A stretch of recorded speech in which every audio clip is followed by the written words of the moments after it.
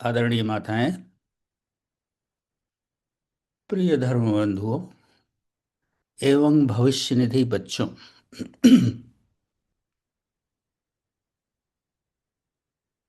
आइए प्रारंभ करने के पहले एक क्षण के लिए अपने को स्थिर कर लेते हैं। तो आप जहां कहीं भी हैं, अपने शरीर को थोड़ा सीधा रखिए। कंधों को खोल लीजिए।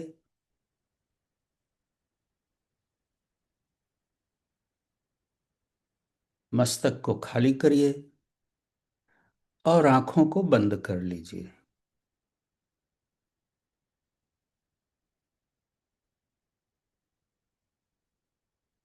चेहरे को एकदम से ढीला, जैसे कोई फूल खिल रहा है, ऐसा अनुमान करिए। जब आंख बंद करके चेहरे को ढीला छोड़ते हैं तो हमारी जो आभा है मुखमंडल पे, उसका आभास होता है।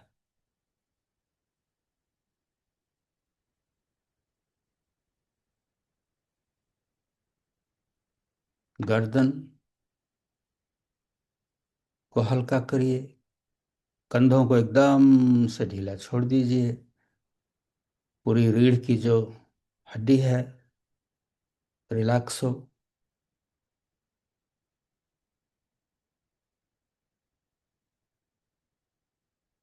पेट ढीला हो, कोई कसाव नहीं है और एकदम से चट्टान की तरह स्थिर है। अपना ध्यान श्वास की तरफ ले जाते हैं। वह प्राणमयी भगवती देवी प्राण के रूप में अपने आप आती हैं, जाती हैं।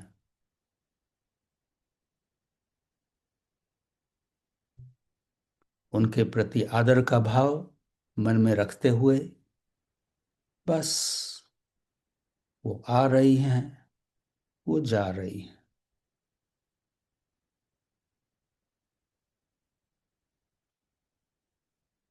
हर आगमन के साथ नई ऊर्जा, नया विचार, नया भाव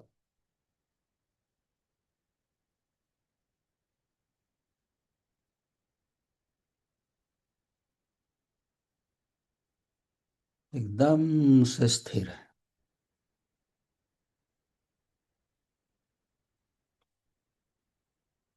अपने ध्यान को नाभि स्थल पर ले जाके श्वास को एक क्षण के लिए रोक लीजिए।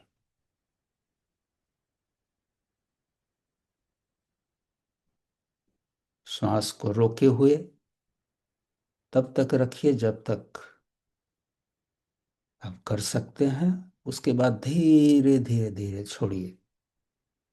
ये 3 बार करेंगे।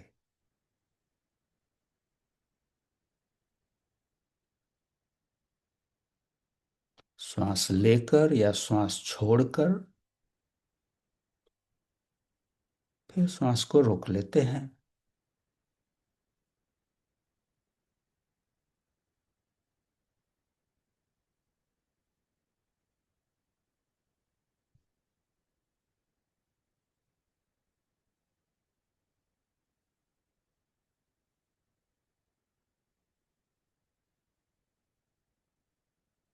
जब श्वास को रोके हैं, भीतर ऐसा सोचिए कि हमारा शरीर का विस्तार हो रहा है।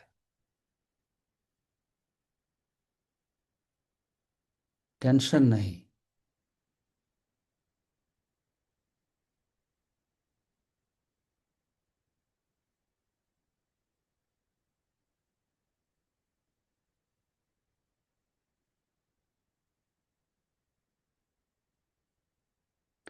इसके बाद अपने ध्यान को हृदय पर लाते हैं। श्वास जब नाभि से हृदय की तरफ आती है तो ऐसा लगता है हमारा हृदय कमल खुल रहा है।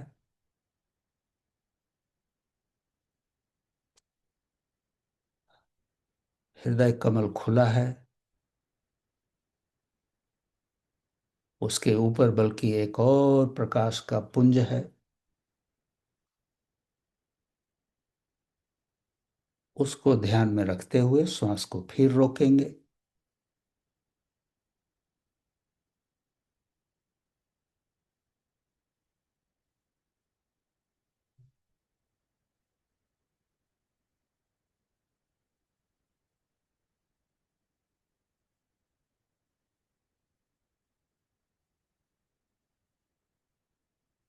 रोकिए, फिर धीरे धीरे छोड़िए।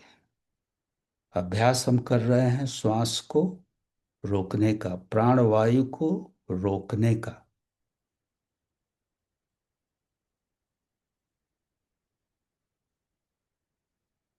यह प्राणवायु ही देवी का, भगवती का दूसरा नाम है।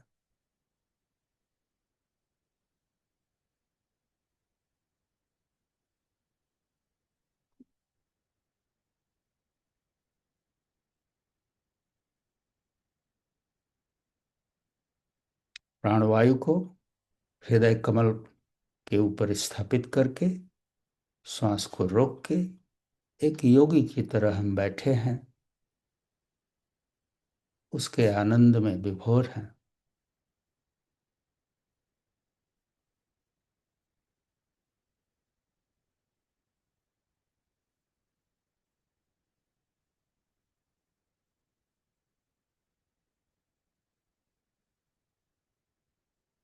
मन में कोई चिंता नहीं, कोई तनाव नहीं, एक आनंद की अनुभूति है उस माँ के संग में बैठने का। प्राणमयी भगवती।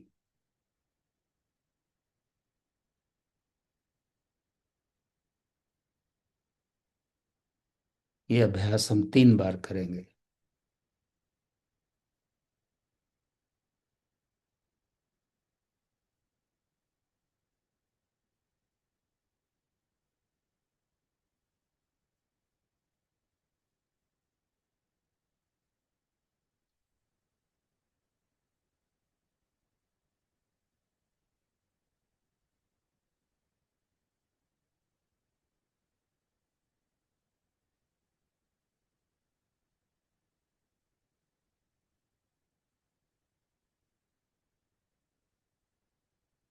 इसके बाद अपने ध्यान को मस्तक के मध्य में ले जाएंगे। वह त्रिकोण जो दोनों आंखों और मस्तक के बीच में है।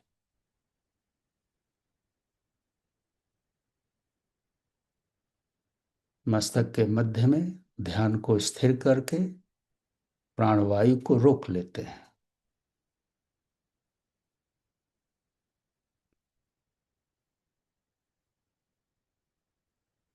कोई टेंशन नहीं, बिल्कुल स्थिरता के साथ।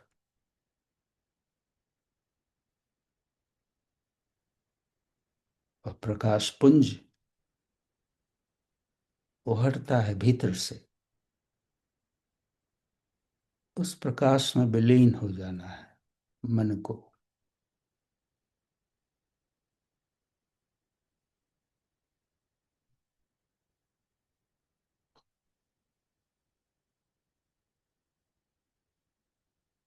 जब प्राणवायु को रोकते हैं, वह शिव प्रकट होते हैं, जो भीतर भी है बाहर भी है। शिव उस स्थिरता का नाम है, और शक्ति वह आवागमन का नाम है।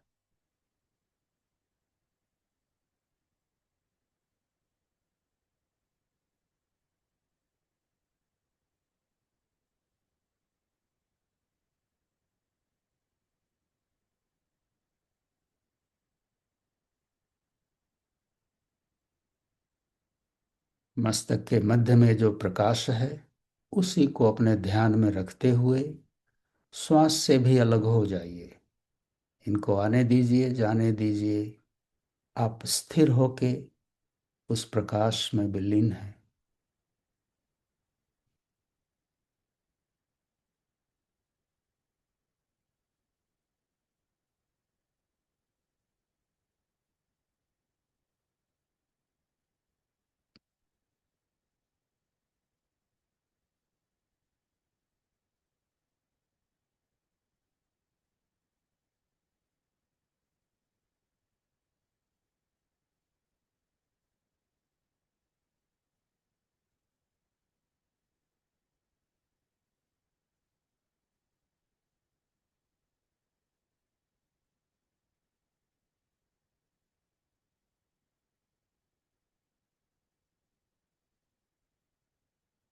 एक क्षण के लिए ध्यान दीजिए कि आपका शरीर कितना स्थिर है, एक चट्टान की तरह।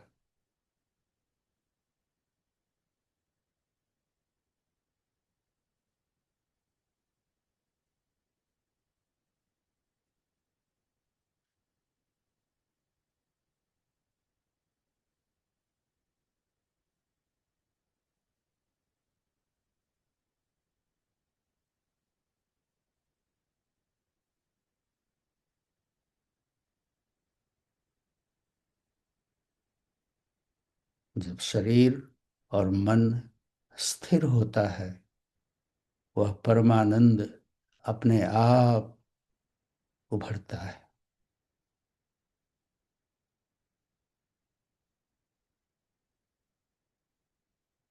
उसी का नाम है परम शिव, परम आनंद। वही है।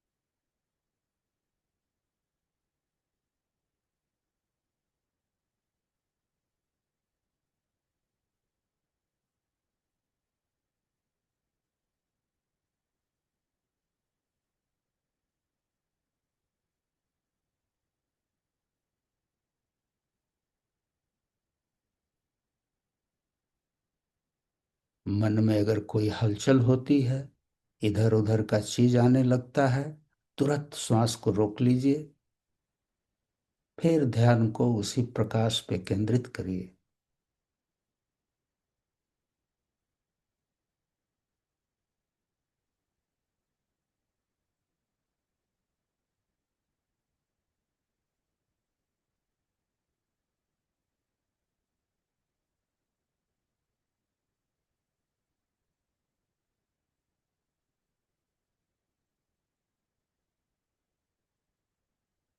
एक लंबी सांस खींच के फिर धीरे धीरे श्वास को छोड़ देते हैं और आंखों को खोल लेते हैं।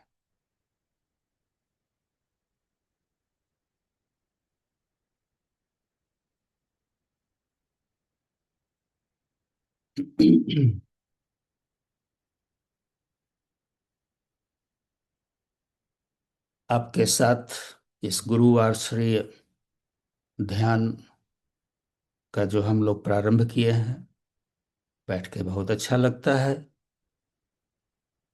हमें मालूम है अब आपके यहाँ वर्षा ऋतु है, बरसात हो रही है, रात्रि का समय है, लोग अपने अपने घरों में हैं। फिर भी आप एक जगह एकत्रित हुए हो, चाहे आश्रम में चाहे अपने घर पे। थोड़ा समय इस तरह से निकाल लेना अपने आप में बहुत सराहनीय है।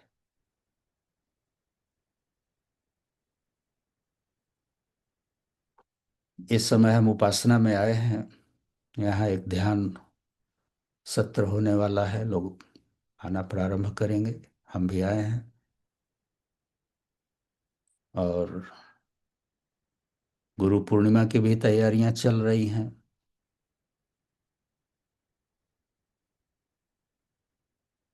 यह जुलाई का जो महीना है, गुरु पूर्णिमा का महीना है। भारत में जितनी भी गुरु परंपराएं हैं, हर आश्रमों में, हर जगह एक इसको मनाने का प्रयास लोग कर रहा है। सोचना यह है कि गुरु क्या है। गुरु माने जो बड़ा है। गुरु और लघु, लघु माने जो छोटा है। तो हमारे अभ्यंतर में जो गुरु बैठे हैं, जो गुरुता है, हमारी, वही गुरु है। वह गुरुता क्या है? हमारे वह गुण जो हमको बड़ा बनाते हैं। हमारे अंतर में दूसरे के प्रति प्रेम हो, दूसरे के सहयोग की भावना हो,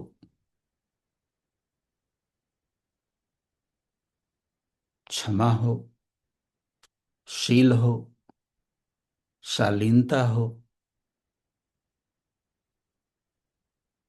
यही हमारे अंदर की गुरुता है। जब हम बस खाली मैं और मेरा,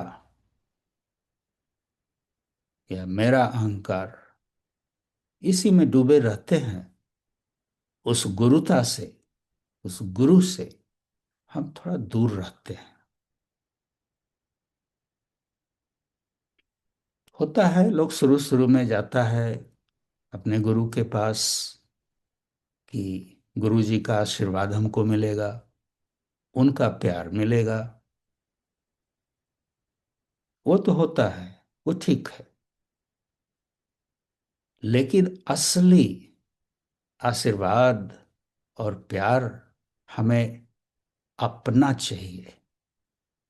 हम ऐसे रहें कि अपने आप के बारे में अच्छा चिंतन हो। हम बोले हैं अच्छा चिंतन हो, अच्छा लगना नहीं। किसी ने आपके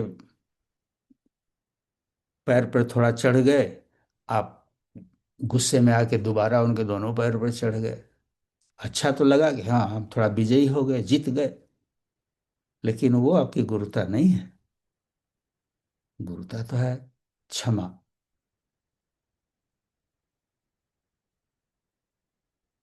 क्षमा बड़न को चाहिए, छोटन को उत्पात, क्या रहीम हरि को घट्यो, जो भृगुमारी लात।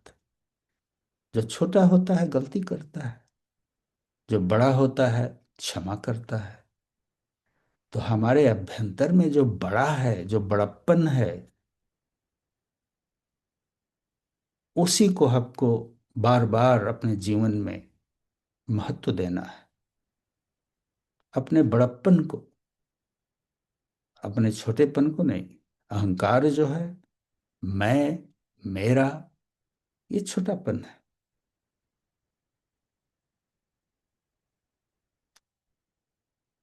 जिस पेड़ की डाली पे फल लगे रहते हैं वो डाली झुकी रहती है। उसी को बोलते हैं शील, शालीनता, महानता। जो अहंकार में है वो तो ऊपर ऊपर उड़ रहा है। जिधर से थोड़ा अच्छा लगा, जिधर से हवा आई उधर को बह गया। हमें स्थिर रहना है अपने आप के साथ। यही गुरुता है, यही गुरु की पूजा है। गुरु शरीर में जो हमारे सामने है, गुरु भक्ति हम बोलते हैं, वो क्या है? कि गुरु का जो चिंतन है वैसा हम बनने का प्रयत्न करें। गुरु की जो सोच है, उस सोच को आगे बढ़ाने में अपना हम प्रयत्न करें। यही गुरु भक्ति है। शरीर की नहीं, शरीर तो है, आता है जाता है। गुरु का जो चिंतन है, उस चिंतन के साथ हमको जुड़ना है। गुरु के तो सब हैं, जितने शिष्य हैं, लोग हैं, जितने लोग हैं उनके पास आते हैं, सब के साथ गुरु का वही भाव है कि ये अच्छे बने, ये अच्छे से रहें, इनका जीवन अच्छा हो। जैसा कि आप लोग जानते हैं, हम लोगों के यहाँ गुरु गुरु बनाता है, गुरु चेला नहीं बनाता है। गुरु गुरु बनाता है कि उस गुरु के पास जितने भी लोग आते हैं, जो भी उनसे जुड़े हैं, उनका एक यही चिंतन रहता है कि तुम महान बनो, हमसे भी आगे जाओ।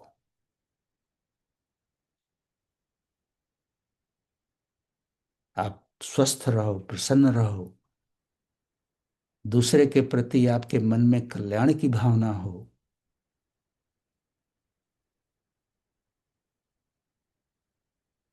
इसमें गुरु की खुशी है। गुरु देखते हैं कि उनके जो शिष्य लोग हैं एक दूसरे के साथ प्रेम से रहते हैं, एक दूसरे का सहयोग करते हैं, एक दूसरे को उठाने के प्रयत्न में लगे रहते हैं। कितना अच्छा लगता है गुरु को। माता पिता को ही, माता पिता के दो तीन बच्चे हैं, प्रेम से रहते हैं, एक दूसरे के साथ उठते हैं, बैठते हैं, हंसते हैं, खेलते हैं। माता पिता को कितना अच्छा लगता है, उनका मन गुदगुदा जाता है जब उनके मन में वो भाव उठता है कि वाह, दूर से ही देख के। तो उनके भाव, उनके भीतर जो वह आनंद होता है, उस आनंद का जो कंपन है, वो जाके सबको आशीर्वाद के रूप में मिलता है। नहीं, थोड़ा थोड़ा चीज के लिए मैं और मेरा, हम अपने को बहुत संकीर्ण बना लेते हैं। महानता तो वो है कि हम अपने से ज्यादा दूसरे को, आपकी खुशी किस में है, उसकी तरफ अगर चिंतन हमारा जाता है, चारों तरफ गुरु ही गुरु है। फिर गुरु ही गुरु। तो बंधुओं माताएं, ये जो महीना है जुलाई का, गुरु पूर्णिमा का, ये अपने अभ्यंतर में जो गुरुता है, जो हमारी महानता है, उसको, उसकी पूजा का समय है। वह गुरु हम सब के अंदर में है, बाहर में नहीं है। बाहर में जो गुरु जी बैठे हैं वो तो उसकी याद दिलाने के लिए है। गुरु हमेशा बोलते हैं आप महान हो, आप अच्छे हो, और प्रयत्न करो, और प्रयत्न करो। बस गुरु का यही है कि वो आपको हमेशा बार बार याद दिलाते रहते हैं कि उसको बढ़ाओ। किसी को क्षमा कर दिया, कोई गलती किया है, कोई नेगेटिविटी फैलाया है, कुछ भी किया है, आपका शिकायत किया है, छोड़ो। वो उनका है, वो उसको समझेंगे। हमारा धर्म क्या है? हमारा धर्म यह है कि उनको क्षमा करो।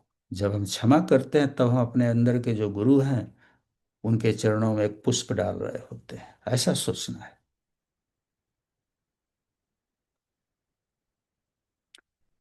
किसी ने कुछ किया, हमको थोड़ा क्रोध आया, तो तुरंत मन में तो आएगा चिल्लाओ। अगर चिल्लाए, किसकी पूजा किए? अपने अंदर में जो लघुता है, जो अहंकार है, उसके चरणों में फूल डाल रहे हैं। वो खुश हो रहा है, चलो अगले बार दोबारा कर, दोगुने से करेंगे।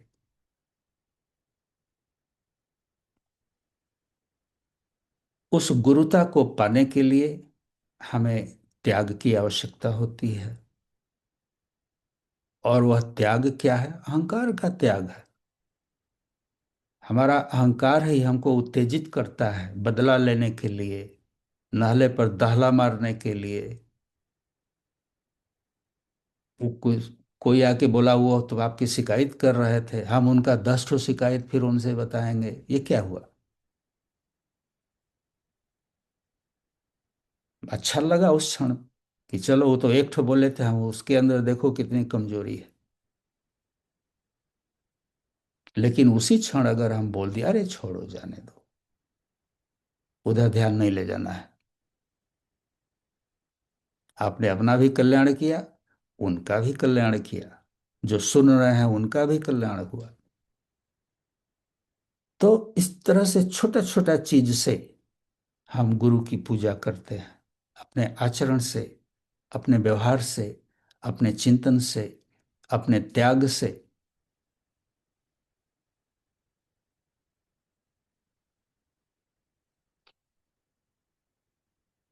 तो वह गुरु तो हमेशा हमारे साथ हैं। लोग कहता है कि आप कहीं भी हो, गुरु देख रहे हैं। सत्य तो यह है कि आपके अंदर में जो गुरुता है, जो महानता है, वही देख रही है कि आज इसने तो हमारा सम्मान नहीं किया।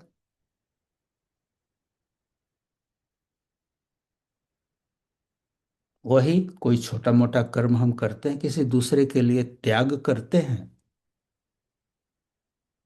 तुरंत देखिए, अगर सतर्क नहीं है तो त्याग करने के बाद तुरंत एक्सपेक्टेशन आएगा कि मैंने तो इनके लिए ये किया, अब इनको इतना करना चाहिए।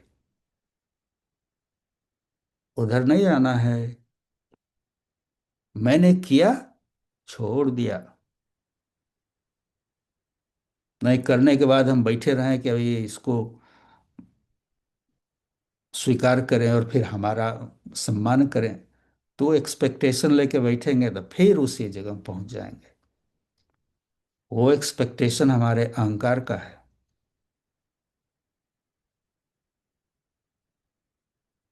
देखिए, दो शब्द हैं संस्कृत में, अहंकार और ओमकार। अहंकार वह आवाज जो अहम, मैं से जो निकलती है, जहां पर मैं को ज्यादा महत्व देके कुछ बोल रहे हैं, वो अहंकार है। ओमकार क्या है? जो सामूहिक है, सबको साथ में लेके चलने वाला है। तो कितना अच्छे ढंग से हमारे ऋषियों मुनियों ने बतला दिया है, अहंकार और ओमकार।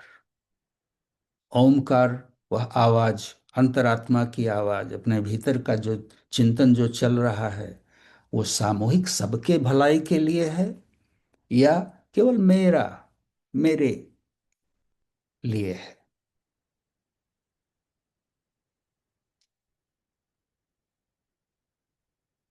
जिस दिन हमारा चिंतन सबके विकास के लिए, सबके खुशी के लिए, सबके भलाई के लिए होता है, हम महान बनते हैं।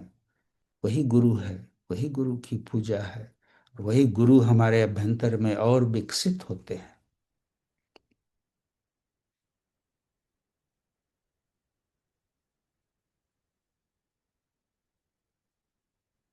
हम जानते हैं, हम लोग मनुष्य हैं, सबकी कुछ न कुछ जरूरतें होती हैं, इच्छाएं होती हैं, कामनाएं होती हैं, समस्याएं होती हैं। वो सबके साथ लगा है।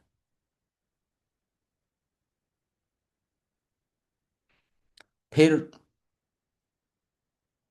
कोई हमारा समस्या हुआ, तुरंत हम दूसरे की तरफ जाते हैं, मंदिर में जाएंगे, पूजा करेंगे, पंडित जी के यहाँ जाएंगे, ये करेंगे, वो करेंगे, बाबा जी के यहाँ जाएंगे। अपना ये लेकर के हम चाहते हैं कि दूसरा कोई हमारा कर देगा। हम नहीं कहते नहीं होता है, थोड़ा बहुत होता है, लेकिन हमको स्वतः प्रयत्न करना है। स्वतः प्रयत्न करना है। बाबा बोलते थे कि अपनी शरण जाओ, दूसरे के शरण में उतना नहीं है जितना अपनी शरण में है। आपको थोड़ा सा कष्ट है, थोड़ा कमी है, थोड़ा दूसरे से कहने और पूछने के बदले अपने आप से कहिए, ठीक है ऐसा है, अब इस समय हम क्या कर सकते हैं कि इससे हमको थोड़ा राहत मिले। अपनी इच्छाओं को थोड़ा कम कर दिया, अपने प्रयत्न को थोड़ा और बढ़ा दिया।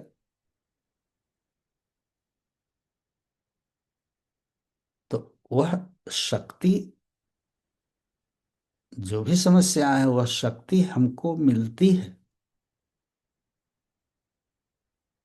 कोई भी समस्या बिना समाधान के नहीं आती है। समस्या भी आती है तो उसके पीछे पीछे उसका समाधान भी रहता है, लेकिन हमारा ध्यान समाधान के तरफ कभी नहीं जाता है। हमेशा उसी के बारे में हम सोचते रहते हैं।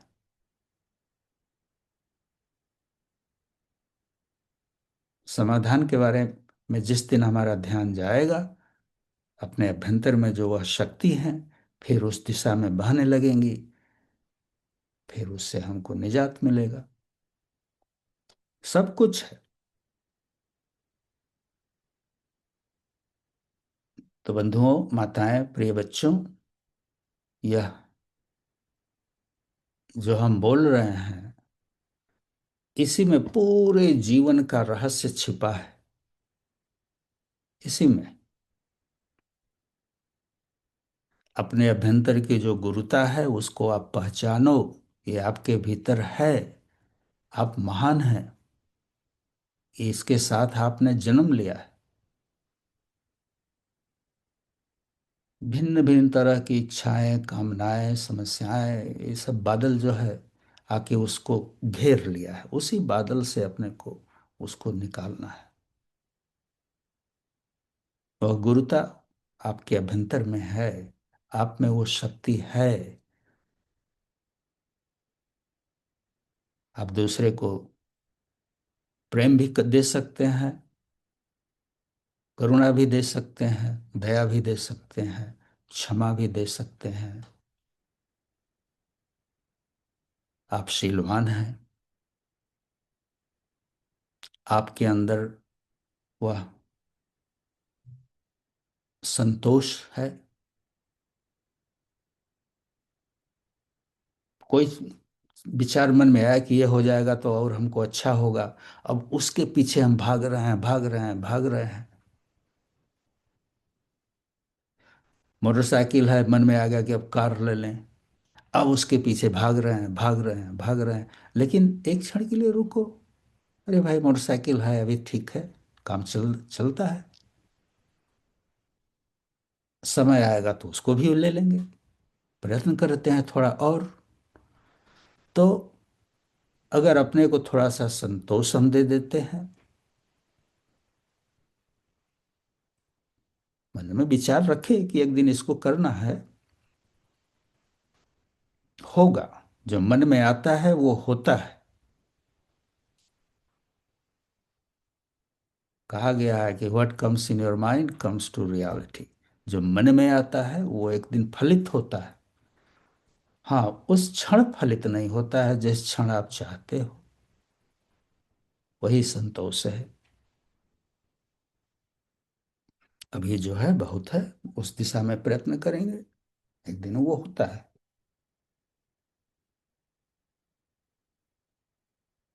उसके ऊपर छोड़ के हम बस खाली प्रयत्न करते रहते हैं, वो अपने आप फलित होता है, और बहुत कम प्रयत्न से। नहीं, अगर ज़्यादा तनाव लेके हम उसको जल्दी कि मन में आया तुरंत फलित हो जाए, नहीं हो रहा है तो हम परेशान हो रहे हैं। तो ये सब जो गुण हैं, यही गुरुता है अपने अभ्यंतर में। इसी की पूजा करनी है। अच्छा बंधुओं, माताएं, प्रिय बच्चों, अ, मन में तो यही आया था। और आप लोग एक क्षण के लिए अपने आप को स्थिर कर लीजिए। दिन में कहीं भी हैं, जो भी जिधर भी मन भाग रहा है, बस सांस को रोक करके स्थिर कर लो। और अपने अभ्यंतर को, उस आभा को देखो, कितना अच्छा लगता है। इसी के साथ हम अपने वाणी को विराम देंगे और आप लोगों को भगवती का आशीर्वाद मिले, गुरुदेव का आशीर्वाद मिले। आप लोग स्वस्थ रहो, प्रसन्न रहो, और अपने अभ्यंतर में जो प्रकाश है उससे जुड़े रहो। फिर मिलते हैं। प्रणाम बाबा जी। नारायण प्रणाम बाबा जी। नारायण। प्रणाम बाबा जी। Thank you. प्रणाम बाबा जी। प्रणाम बाबा जी। इस समय तो उपासना में आए हैं, खूब कोहरा छाया है इस समय, खूब आग जल रहा है। आग जला के बैठे हैं। आपके यहाँ तो गर्मी होगा। ठीक है, चलिए। नारायण।